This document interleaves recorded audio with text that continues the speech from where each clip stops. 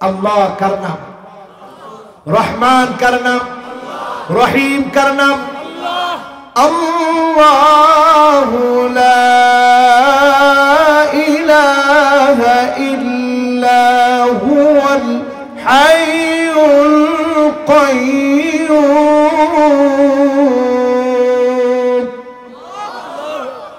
High এবং কাইয়ুম কার নাম? রাসূল আমাদেরকে শিখালেন দুইটা আয়াতের ভিতরে এমন পাঁচটা নাম আছে যেই নামগুলা ইসমুল্লাহিল আযম। এই পাঁচটা নাম ধরে ডাক দিলেই যিনি ডাকে সাড়া দিবেন তিনি কে? ক্ষতি থেকে বাঁচতে চান? বলেন বাঁচতে চান? এক নম্বরে যদি ক্ষতি থেকে বাঁচতে চান ঈমান লাগবে কার উপরে? আর জোরে বলেন কার উপরে? আজকের এখান থেকে যদি বলতে পারেন হুজুর আমি সত্যিকারে ঈমান এনেছি, কেমন ঈমান? কয় না কেমন ঈমান? সিদকান মিন কলবিহি, অন্তর থেকে ঈমান এনেছি, এমন ঈমান এনেছি আইয়ুল কাফিন নারি ফায়ুহরান, আমাকে যদি জ্বলন্ত আগুনের ভিতরে ফেলে দেওয়া হয়, আসিয়াকে যেমন টকবগে আগুন দেখিয়ে যখন ফেরাউন বলেছিল মাফ চা, আসিয়া ফিরে আয়, একবারের জন্য আসিয়া ফিরে যায় না, কারণ আসিয়ার চোখের সামনে যিনি জান্নাতটা তুলে ধরেছিলেন তিনি কে?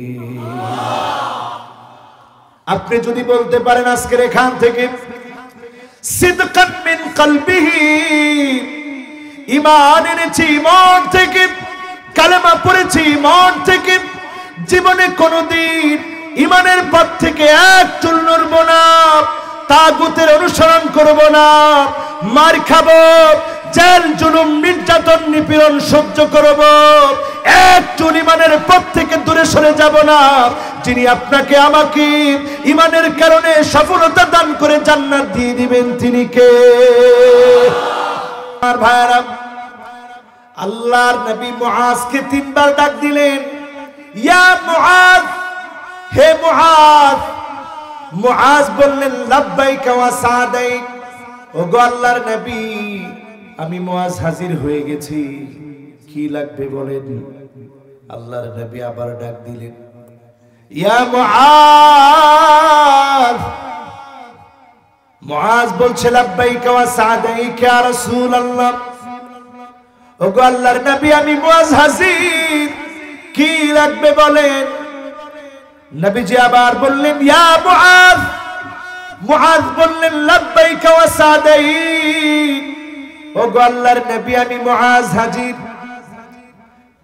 তিনবার যখন বললেন, এবার আল্লাহর নবী বোঝাতে চাইলেন যেই কথা এখন বলবো অনেক গুরুত্বপূর্ণ কথা। মুআজ অপলক দৃষ্টিতে তাকিয়ে আছে, কি কথা রাসূল বলবেন? আল্লাহর নবী বললেন মা মিন আহাদিন ইয়াশহাদু আল্লা ইলাহা ইল্লাল্লাহ, যেই লোকটা সাক্ষী দিবে আমার আল্লাহ কয়জন? চিল্লা বলেন মুসলমান কয়জন? আমার বিধানদাতা কয়জন? আমার রিজিক দাতা কয়জন? আমার আইন দাতা কয়জন?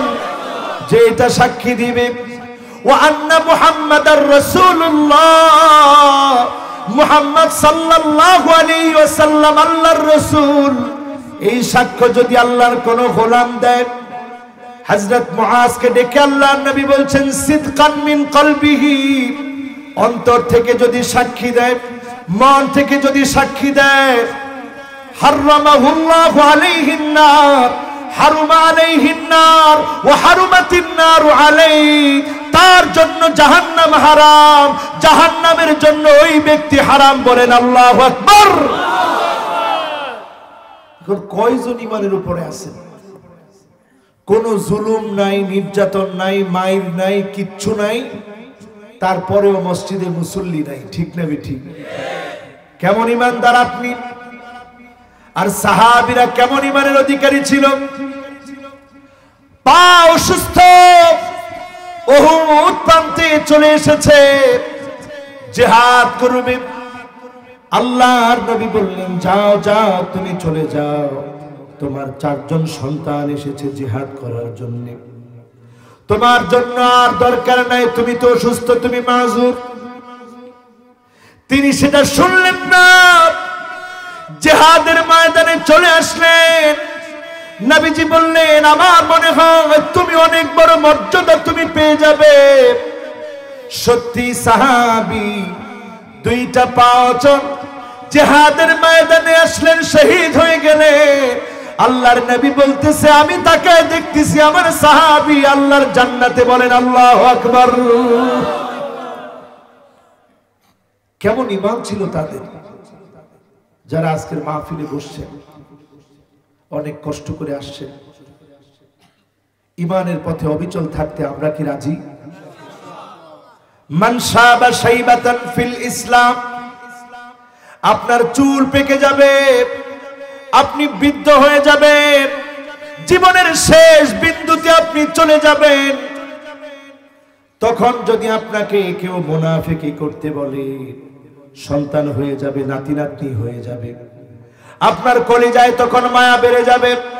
না না, এই মায়া দিয়ে আপনি জাহান্নাম হারাবেন না, এই মায়া দিয়ে আপনি জাহান্নাম কিনবেন না, জান্নাত আপনি হারাবেন না। এই মায়াকে আপনি ভুলে যান, আপনি মনে মনে সিদ্ধান্ত নেন, মান শাবা শাইবাতান ফিল ইসলাম কানাত লাহু নূরান ইয়াউমাল কিয়ামা। আমার জন্য যদি বৃদ্ধ হয়ে গিয়েছি, আমাকে যদি জেলে যেতে হয়, আমাকে যদি কষ্ট পেতে হয়, আমাকে যদি জীবন দিতে হয়, জীবন দিব, কালেমার পথ থেকে এক চুল নড়ব না। এই ঈমানের কারণে যিনি জান্নাতি বানায় দিবেন তিনি কে? তাহলে আপনি সফল হয়ে গেলেন। এতক্ষণ ছিলেন বিফল, এখন আপনি হয়ে গেলেন সফল। হতে রাজি আছেন? এতক্ষণ ছিলেন ক্ষতির ভিতরে, আর এখন আপনি মহা সাফল্য অর্জন করে আপনি চলে গেলেন জান্নাতে। বলেন আল্লাহু আকবার। ইল্লাল্লাযীনা আমানু ওয়া আমিলুস সালিহাত।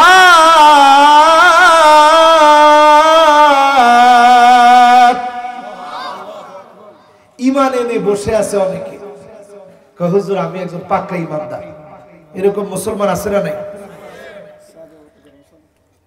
থাক, গরম চার দরকার নেই, সময় শেষ তো।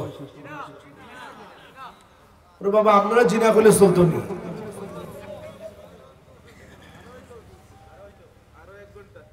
আল্লাহ রে আল্লাহ, তাহলে আল্লাহ একটু বুঝ দেন। আল্লাহ কতক্ষণ ওয়াজ করলাম, আরো ওয়াজ লাগবে নাকি? তা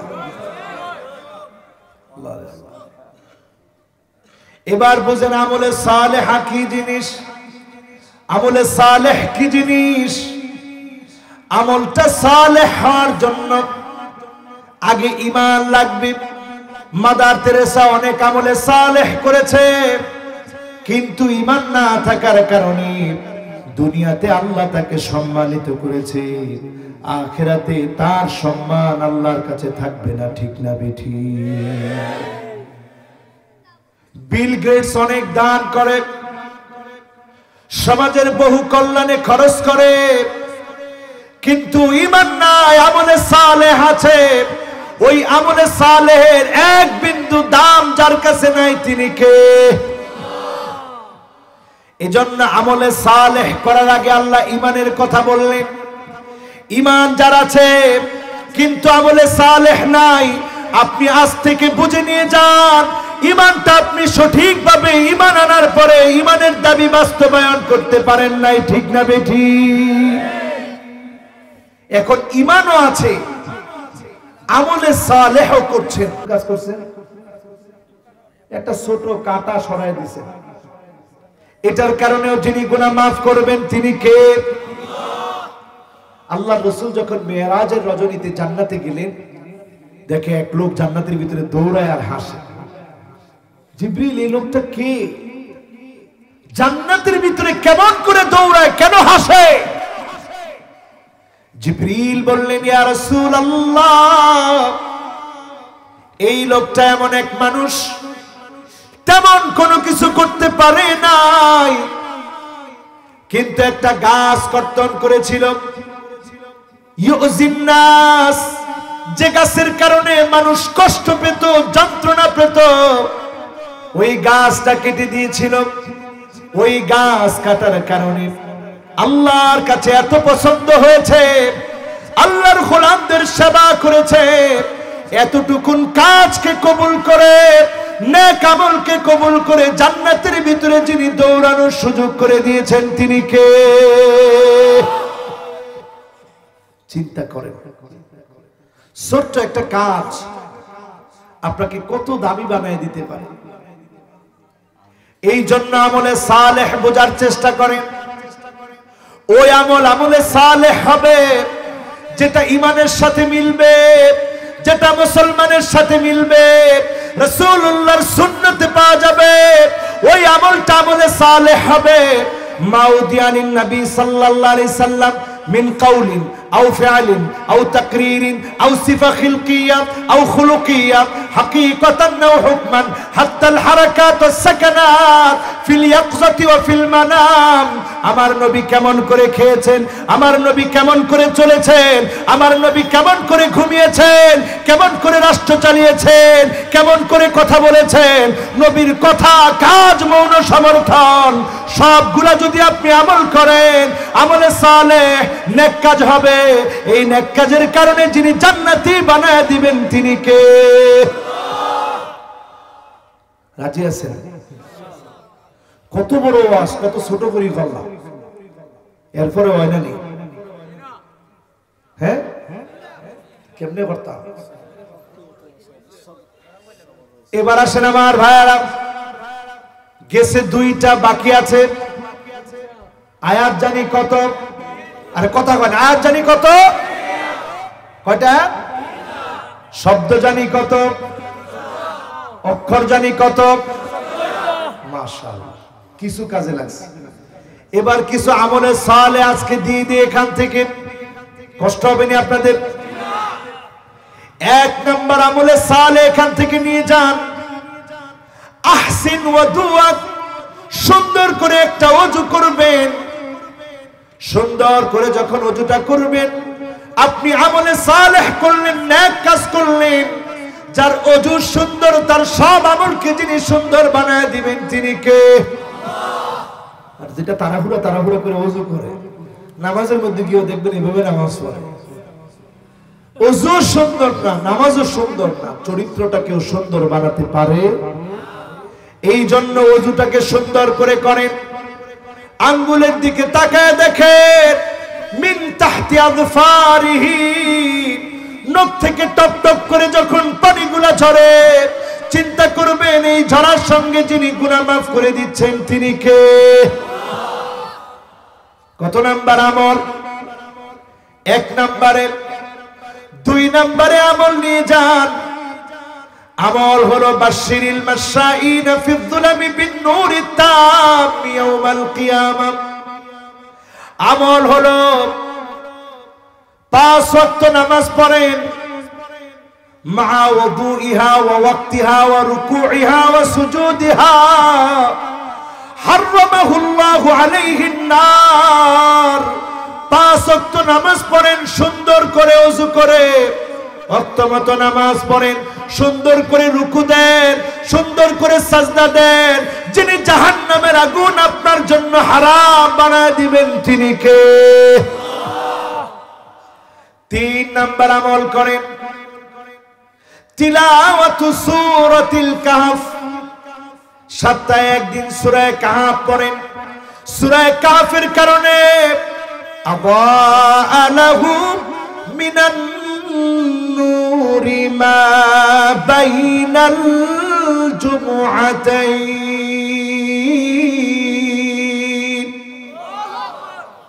এক জুমা থেকে আরেক জুমা পর্যন্ত মাঝখানে গোটা সপ্তাহকে যিনি আলোকিত বানায় দিবেন তিনি কে? এবার 4 নাম্বার আমলে চলে যান আমার ভাইয়েরা, হিফজুল কোরআন। কোরআন হিফজ করেন, মুখস্থ করেন। আপনি যদি একটা সূরা মন থেকে মুখস্থ করতে পারেন, একটা সূরার কারণে যিনি maaf করে জান্নাতি বানায় দিতে পারে তিনি কে? 5 নাম্বার আমল নেন আল হুব্বু ফিল্লাহ, আল্লাহর জন্য ভালোবাসা। যতজন আজকের মাহফিলে বারবার বলতেছেন আরো ওয়াজ করেন, আমার মতো সামান্য একজন ক্ষুদ্র মানুষ বয়ান করছে, বয়ান শোনার জন্য আপনারা বসে আছেন, মহব্বত নিয়ে বসে আছেন, আরো শুনবেন বলে আশা প্রকাশ করছেন। এই মহব্বত আল্লাহর কসম দুনিয়ার কোন ব্যক্তির জন্য না, পার্থিব জাগতিক কোন কারণে না, একমাত্র আল্লাহকে ভালোবেসে আপনারা ভালোবাসেন। এই ভালোবাসার কারণে উজুহুহুম নূর, চেহারাগুলা যিনি আলোকিত বানায় দিবেন তিনি কে? এখন আলো নাই, কিন্তু আলোকিত চেহারা যিনি বানায় দিবেন তিনি কে? হঠাৎ কারেন্ট চলে গেছে, আপনারা ভয় পেয়ে গেছেন? আমারও ওয়াজের শেষের দিকে একটু মেহেরবানি করে একটু হিসাব করে দেখেন, আপনি যখন আল্লাহর জন্য ভালোবাসলেন, মহব্বত করলেন, এই মহব্বতের কারণে যিনি আপনার আমার চেহারা গুলাকে নূরানি বানায় দিবেন তিনি কি? 6 নম্বরে আমালু ইয়াউমিল জুমআ, জুমার দিনে আমল করেন, তাড়াতাড়ি জাগ্রত হন, সুন্দর করে গোসল করেন, তাড়াতাড়ি মসজিদের দিকে বের হন। এক একটা পা যখন মসজিদের দিকে দিবেন, প্রত্যেক কদমের বিনিময়ে 1 বছর তাহাজ্জুদের সমান সওয়াব, 1 বছর রোজার সওয়াব যিনি দান করে দিবেন তিনি কে? এরপরে আমলে সালেহ চিন্তা করেন, মান শাবা শাইবাতান ফিল ইসলাম, সারা জীবন ইসলামের উপরে থেকেছেন, চলেছে, কানাত লাহু নূরান ইয়াউমাল কিয়ামা, যিনি কিয়ামতের দিন আপনার চারপাশ নূরানি বানায় দিবেন তিনি কে? আরেকটা আমলে সালেহ, আইয়ুফিকাহু বিআমালিন সালিহিন ক্বাবলা মাউতিহি, মৌতের আগে ভালো ভালো কাজের নিয়ত করেন। আপনি নিয়ত করলেন কিন্তু পুরা করতে পারলেন না, নিয়ত করার কারণে পূর্ণ কাজ করলে যেমন সওয়াব দিত, শুধু নিয়ত করার কারণে যিনি সওয়াব দিয়ে দিবেন তিনি কে? এবার আসেন আমার ভাইয়েরা, ওয়াতাওয়াসাউ বিল হাক্কি ওয়াতাওয়াসাউ বিস সাবর, আপনি যখন হকের দাওয়াত দিবেন আপনাকে ধৈর্য ধারণ করা লাগবে, কারণ জালেমদের চক্ষু গরম হয়ে যাবে, মাথায় রক্ত উঠে যাবে। হকের দাওয়াত যখনই আপনি দিবেন আপনাকে বাধা দেওয়া হবে, আপনাকে আটকে দেওয়া হবে, আপনাকে নিষিদ্ধ করা হবে, আপনি হকের পথ থেকে এক চুল নড়তে পারবেন না, ঠিক না বেঠিক? ওইখানে লাগবে সবর। ওই সবর যদি আপনার আমার ভিতরে থাকে, আপনি যদি ঈমানের পথে ধৈর্য ধারণ করতে পারেন, নবীজি বলেন আজাবান লিআমরিল মুমিন ইন্না আমরাহু কুল্লাহু খায়র, মুমিনদের বিষয়টা বড় আশ্চর্যজনক। মুমিন যখন কষ্টে পড়ে যায়, মুসিবতে পড়ে যায়, ফাসাবারা, মুমিন তখন ধৈর্য ধারণ করে। মা ইউসিবুল মুসলিমা মিন নাসাবিন ওয়ালা ওয়াসাবিন ওয়ালা হাম্মিন ওয়ালা হুজনিন ওয়ালা গাম্মিন হাত্তা শাওকাতি ইউশাকুহা ইল্লা কাফফারাল্লাহু বিহা মিন খাতায়া।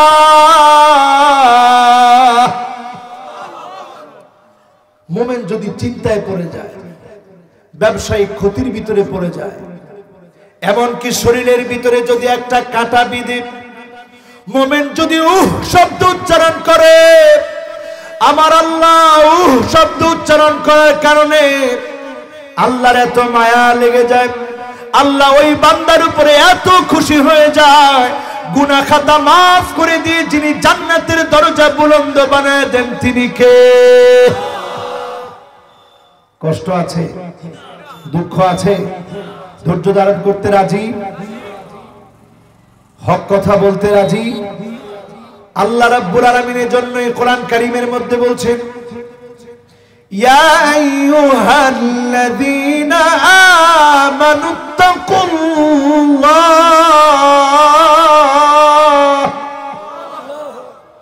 ওয়া কুলু কাওলান সাদীদা।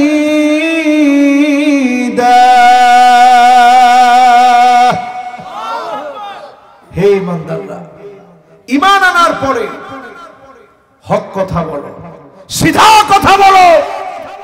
এতে বাতিল যত রাগ করুক না কেন, কাফের যত রাগান্বিত হোক না কেন, ঈমানের পথ থেকে এক চুল নড়া যাবে না।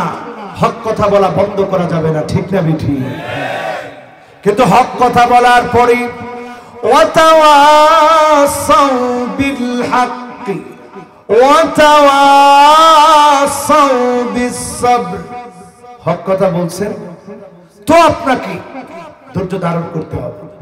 আর যদি ধৈর্য ধারণ করেন ফাকানা খায়রান লাহু, যিনি আপনার জন্য কল্যাণ করে বানায় দিবেন, সামনের বিজয়ের যিনি শুভ সংবাদ দিয়ে দিবেন তিনি কে? আয়াত কয়টা? জোরে কোন? শব্দ কয়টা? আরো জোরে। অক্ষর কয়টা? লিল্লাহি তাকবীর। মানুষ কয় হুজুর তাফসীর অনেকে বুঝে না। আমার তো মনে হয় আমরা বুঝাতে পারি না, ঠিক না বেঠিক? এবার বলেন মক্কায় না মদিনায়? অবতীর্ণ হয়েছে কোথায়? তারতিব সিরিয়ালের দিকে কত নাম্বার সূরা? আরো জোরে বলেন কত নাম্বার? সাহাবীরা বিদায় নেওয়ার সময় তেলাওয়াত করতেন, আর মনে মনে চিন্তা হয়ে যেত আমলে সালেহ করা দরকার, হক কথা বলা দরকার। কাফেররা মারবে, কাঁদবে, কিন্তু দিনের পথ থেকে এক চুল দূরে সরে যাব না, ঠিক না বেঠিক? এই সূরা যতটুকু আলোচনা শুনলাম, আল্লাহ তাআলা আমাদের প্রত্যেককে এই কথাগুলোর উপরে আল্লাহ রাব্বুল আলামিন আমাকে আপনাদের হামনা লানাকুনান্না মিনাল খাসিরিন। রাব্বুল আলামিন গভীর রাতে শৈত প্রবাহের এই সময় আপনার শাহী আর মাকবুল দরবারে আমি গুনাহগার হাত তুলেছি, সূরা আসরের তাফসীর করেছি। পড়তে পড়তে মনে হয়েছে মালিক ইন্না হায়াতাকা কদ তাজুলু কামিথলি শামস। সূর্য ঠিক যেমন করে ডুবে যায়, জীবন সূর্য একদিন ডুবে যাবে। অন্ধকার অন্ধকার কবর ঠিকানা হয়ে যাবে। মাবুদ আল্লাহ,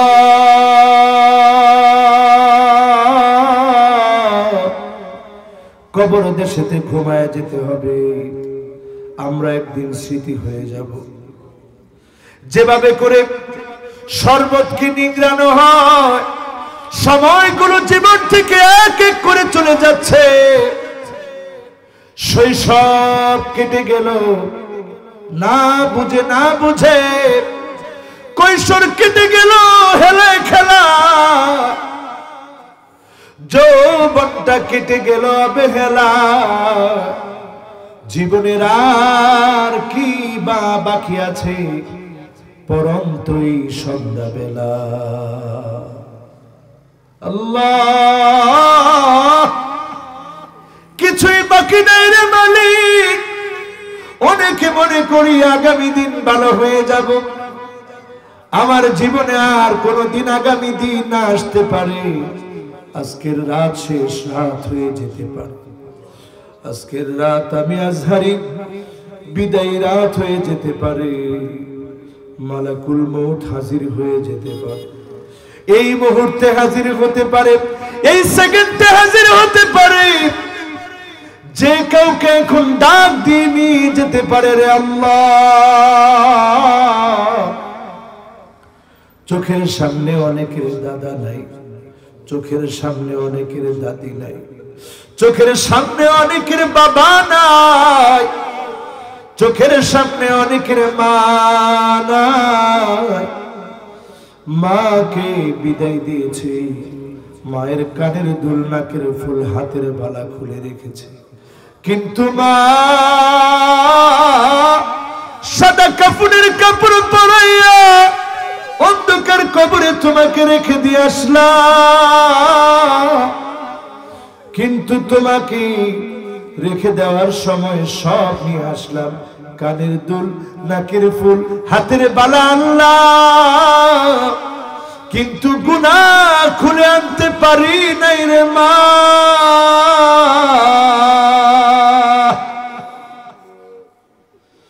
আয় আল্লাহ, জানি না মা জননী কেমন আছে, জানি না আল্লাহ অন্ধকার কেউ কবরে কেমন কাটাচ্ছে।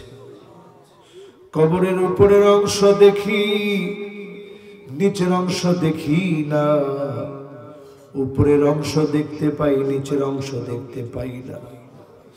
আয় আল্লাহ,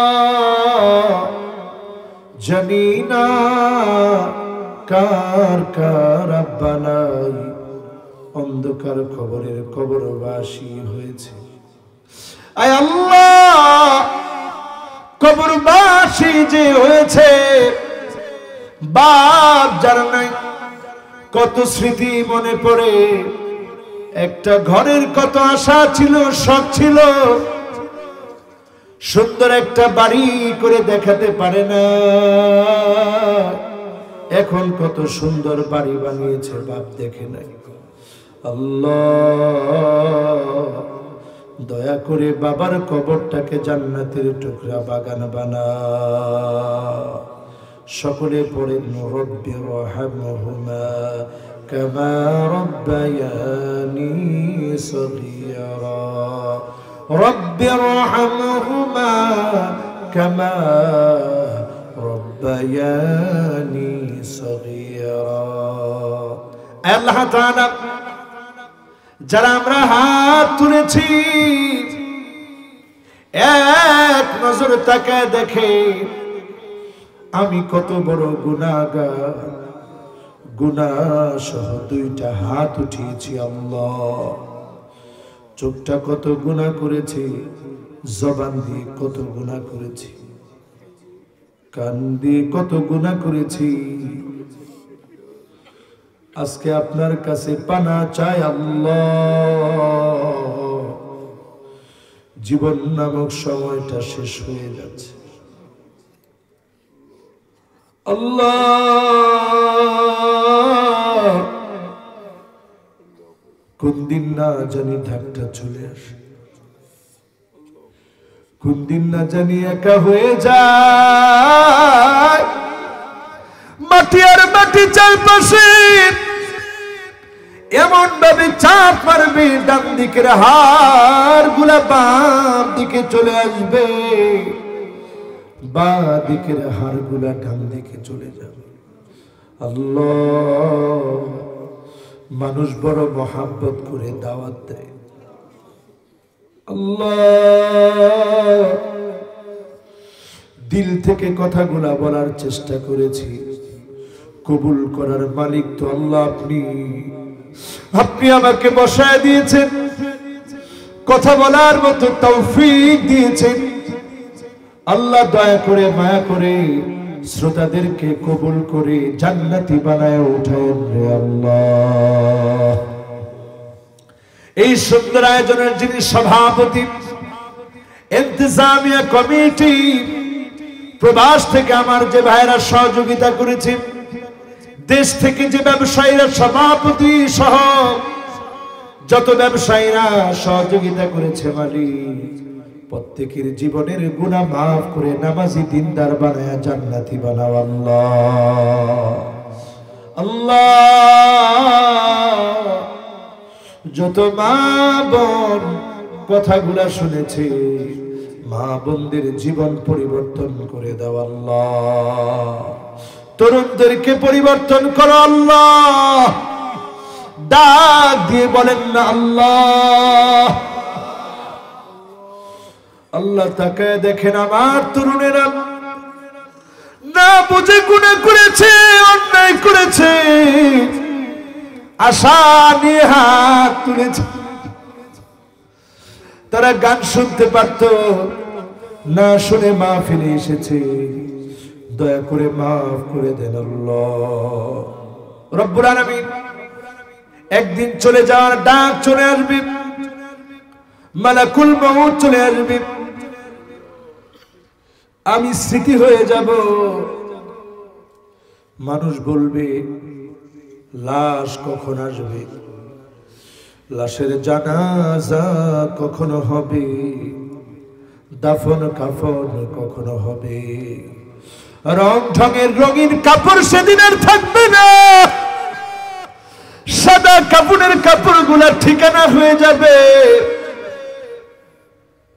আল্লাহ